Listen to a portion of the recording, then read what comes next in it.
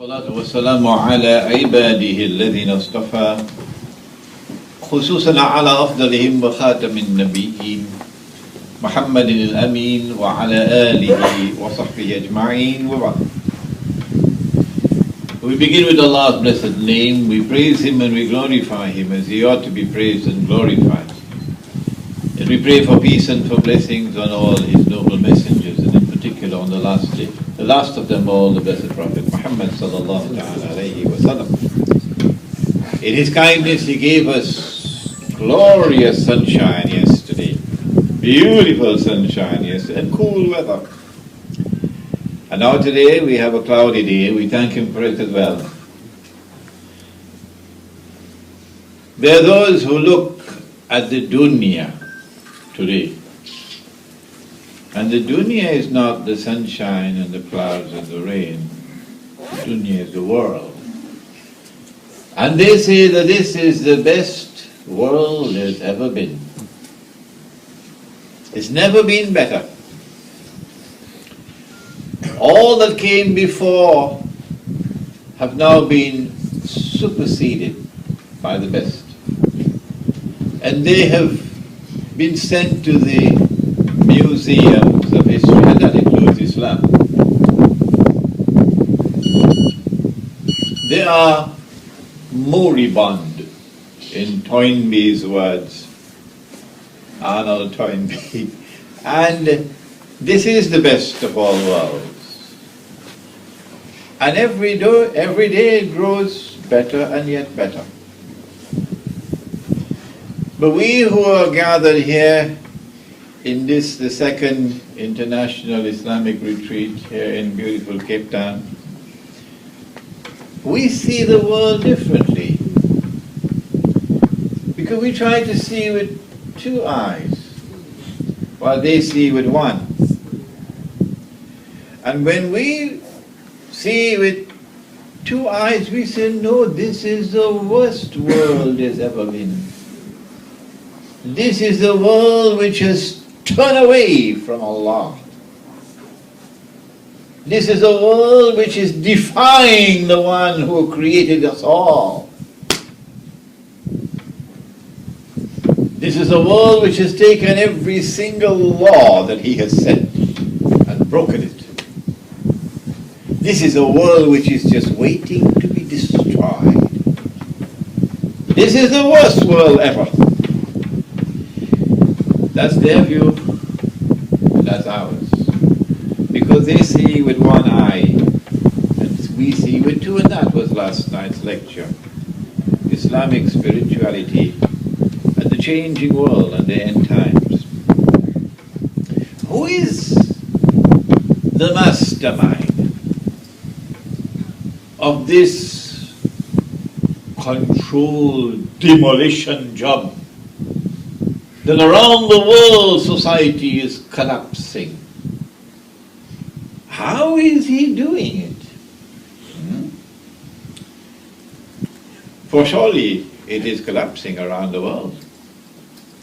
And Ambassador Adlan Rose, who has traveled as an ambassador to so many parts of the world and is seeing their eyes from his perspective as a diplomat, has come to tell us about it. And this morning we go to the Quran, that the Quran might explain the strange world that is being corrupted, that is being dismantled, that is being destroyed. We go to the Quran, that the Quran might explain the universal, listen to the word, the universal facade, which has embraced the whole world.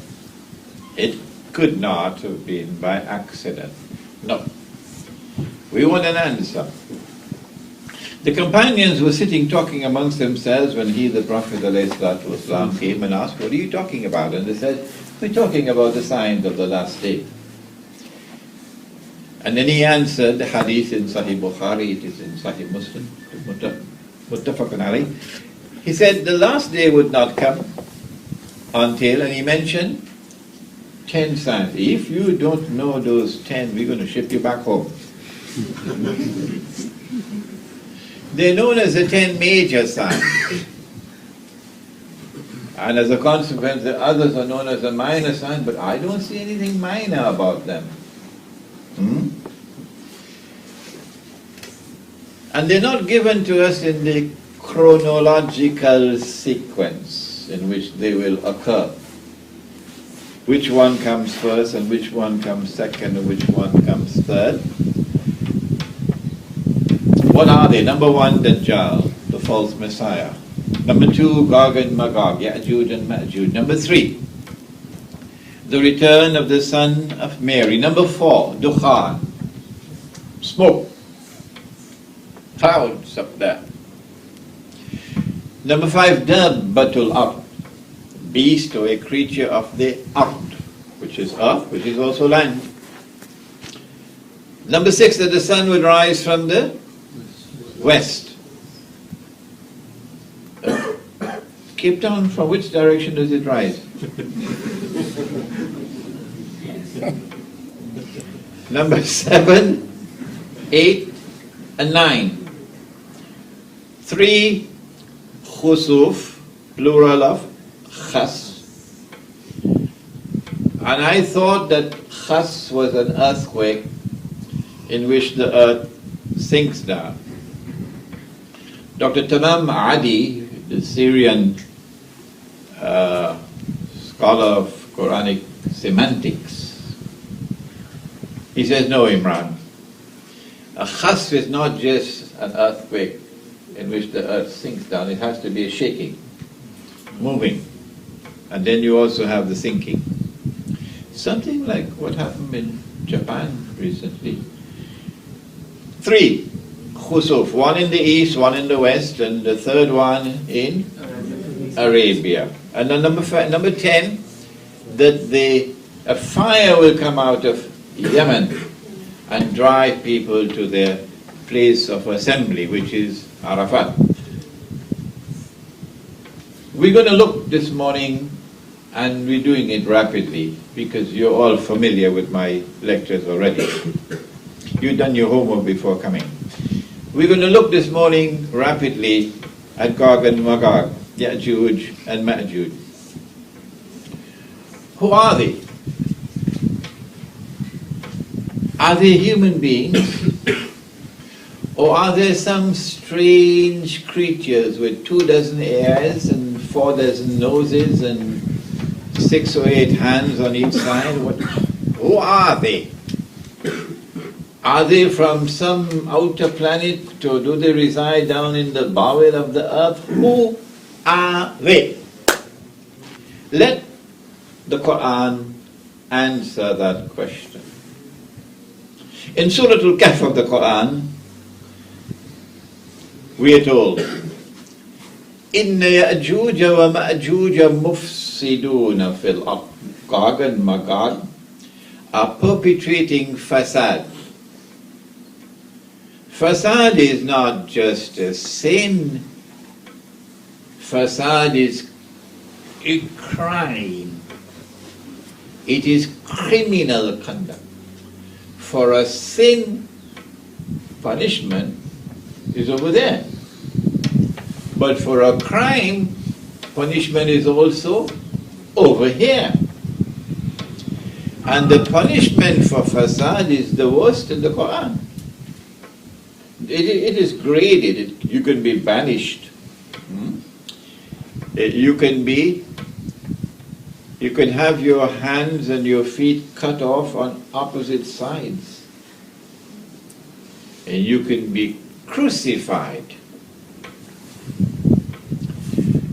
And if you are crucified, and when they bring down your body, you pick up your briefcase and you walk away, you come back, you're not yet crucified. You're not yet crucified. Because this crucifixion of this punishment which is in the Quran is most certainly not to be just put for 5 minutes on a cross, on a tree, and then you can bring him down. That's not crucifixion. Not in the Quran. You have to die, then that you crucify. In the Quran. Outside of the Quran, there are many strange things, I know. But this is the Quran.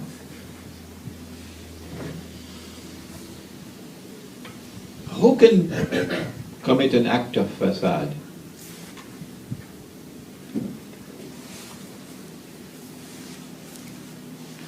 Who are Gog and Magog? Can't be an angel. Why? Because angels have no free will. They cannot disobey. They commit no sin. So Gog and Magog cannot be angels. Other than angels, who else have been created by Allah? Only jinn and human beings. And so Gog and Magog can either be angels or jinn or human beings. If not, they probably are creatures of whom we have no knowledge, because Allah makes no mention of them. No knowledge.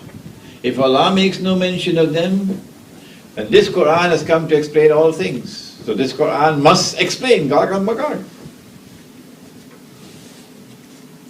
Can there be jinn? Yes, jinn can commit sin, and jinn will be judged on the day of judgment, and jinn will be in heaven or in hell. There are jinn who are Muslims, and there are jinn who are shayateen. But Gog and Magog cannot be jinn, because jinn are invisible creatures. And if you are being attacked by jinn who are committing fasad in your land, and you build a barrier built of material substance, how would a material wall protect you from the jinn? And that's what Zulkarnain did. He built a barrier built of, was it recycled paper? No, it was iron. Zubarul Hadid. And a barrier built with iron offers no protection from the jinn. And so the conclusion we arrive at is that there's only one other creation. In all of creation, one other which can commit sin, which is a crime, and who can be contained behind the material barrier, because they're material beings. And so we conclude that Gog and Magog are human beings, and we only use the Quran so far. When we go to the hadith, the Prophet ﷺ said that the Ya'juj and Ma'juj are from Banu Adam. They are the progeny of Adam alayhi salam. They're human beings. So that completes that discussion. No need to go and search in the bowel of the earth. No need to go and search anywhere in the skies. They are human beings.